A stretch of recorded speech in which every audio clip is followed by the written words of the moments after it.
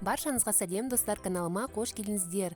Бүгін наурызға орай өте дәмді әрі керемет стильде жасалған панчо тортын жасаймыз. Барлық мөлшерді описанияда қалдырып кетемін. Егер де осы рецепт ұнаса, каналыма жазылып, пікірлеріңізді қалдыруды ұмытпаңыздар.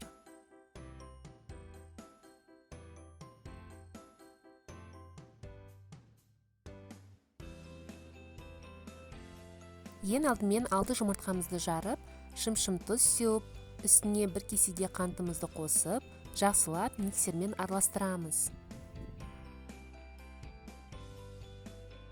Осы кезде уақыттарыңызды аямаңыздар, 10-15 минуттай жақсылап миксермен араластырамыз. Көлемі 2 есе ұлғаюы керек.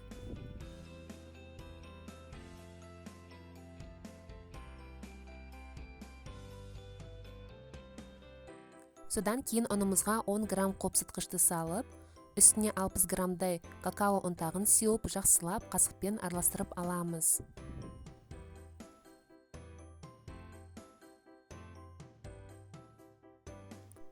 Сұйық массамызға 120 миллиграммдай сүтімізді құйып, сүтіміз жылы болуы тиіс. Содан соң 80 миллиграммдай күнбағыс майын құйып, тағы да миксермен араластырып аламыз. Содан соң құрғақ ингредиенттерімізді үшке бөліп, біртіндеп салып араластырып, бір массаға келтіреміз.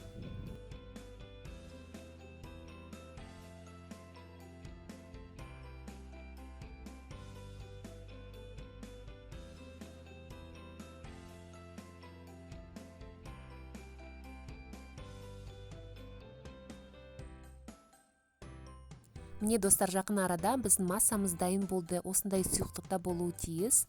Содан соң осындай 4 бұрышты формамызға массамызды құйып, духовкада 180 градуста 25-30 минутта пісіріп аламыз. Бисквитіміз піскеннен соң көріп тұрғандарыңыздай осындай дөңгелек тәрізді формада кесіп аламыз да, қалғандарын 4 бұрышты етіп, кішкентай бисквиттер кесіп аламыз. Кремі өте жеңіл, 20% қаймағымызға 150 граммдай қантымызды қосып, миксердің көмегімен жақсылап араластырып аламыз. Тез уақыт арасында міне креміміз де дайын болды. Осындай өте жеңіл әрі дәмді крем пайда болды. Енді өздеріңізге ыңғайлы бір ыдысты алып, бисквиттерімізді кремге малып, тортымызды жинай бастаймыз.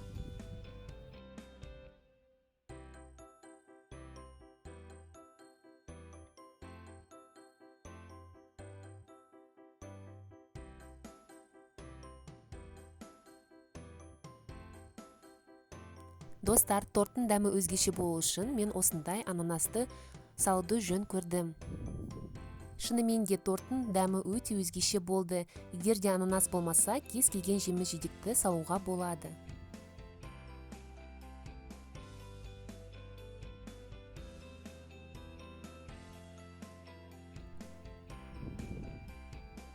Ең соңғы этапта осындай дөңгелек формамызды бисквитімізді үстіне жауып, целлофанмен бетін қаптап, тоңазытқышта 3-4 сағаттай қойып қоямыз.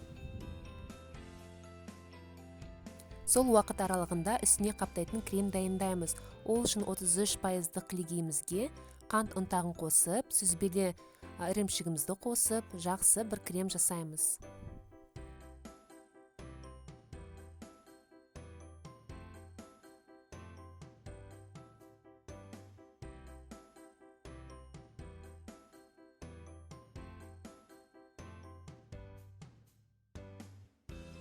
Міне біздің крем дайын болды. Енді тоңазытқыштан тортымызды алып, үстін осы креммен қаптаймыз.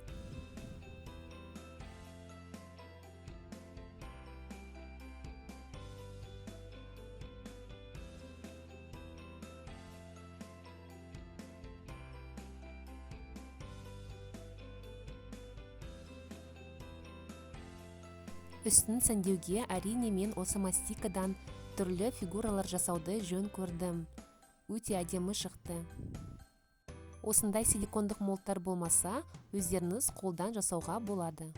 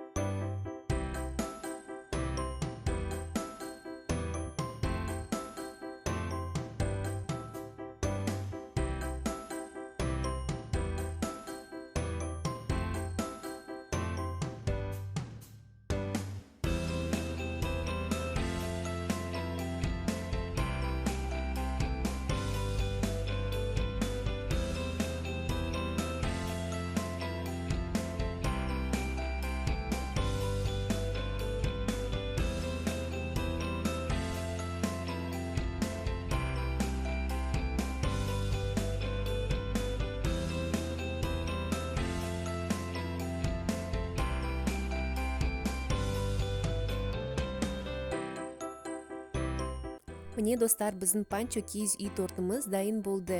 Өте ерекше көрінеді. Дәмі де өте керемет, жұмсақ. Егер де осы рецептім ұнаса, каналыма жазылыңыздар. Алда өте көптеген рецепттерім шығады. Видеоның соңына дейін қарағандарыңыз үшін рахмет. Наурыз құтты болсын, ақ мол болсын. Шаңырақтарыңыз биік, керегелеріңіз кен болсын. Сіздермен болған айым, қош сау болыңыздар.